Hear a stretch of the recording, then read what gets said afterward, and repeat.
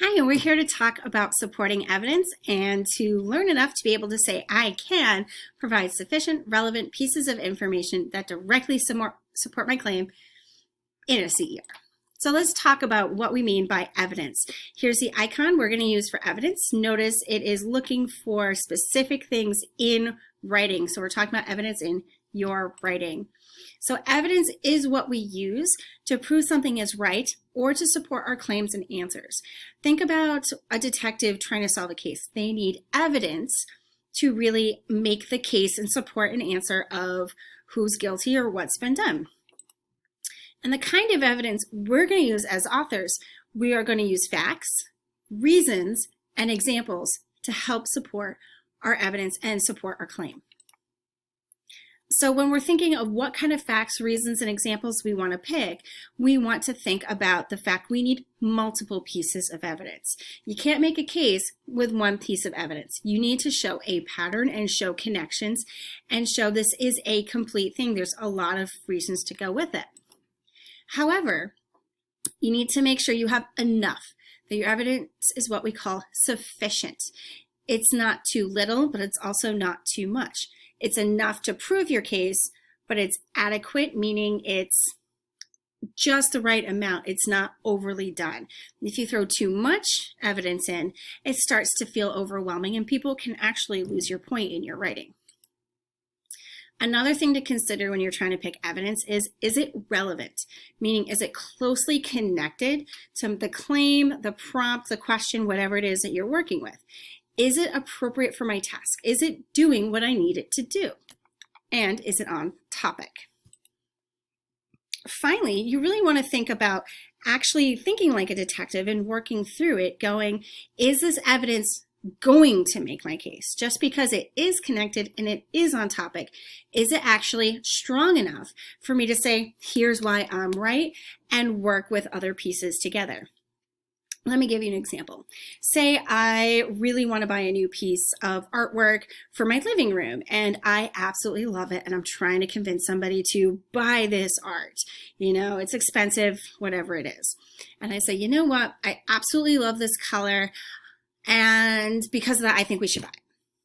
Now, that could be a reason why I think it, but it's not strong enough to really make my case.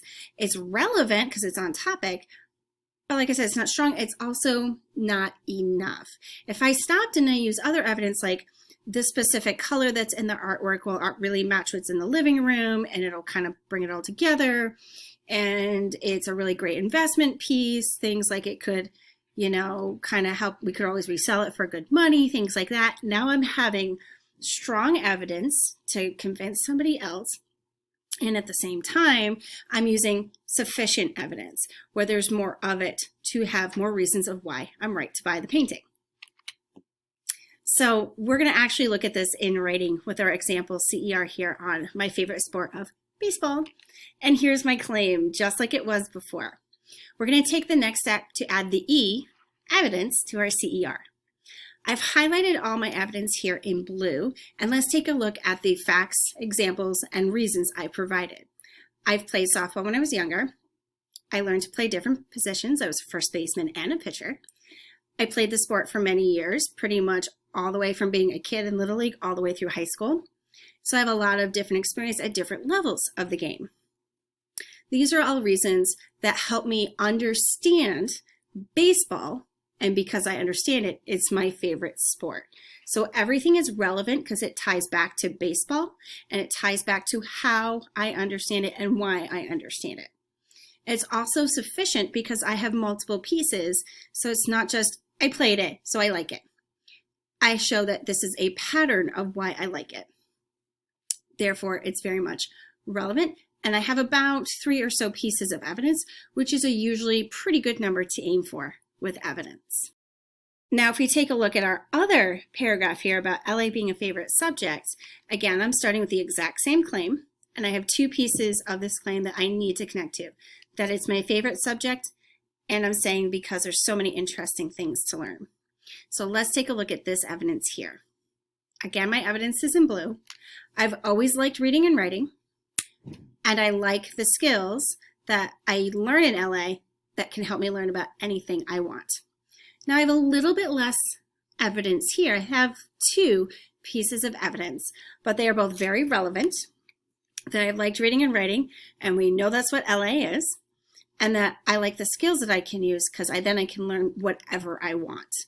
So I'm kind of connecting to that interesting things to learn about and how I'm using it. I would like to say that this is pretty sufficient evidence because I do have those 2 very strong pieces of evidence that I like reading and writing and I like the skills. We're very much on topic.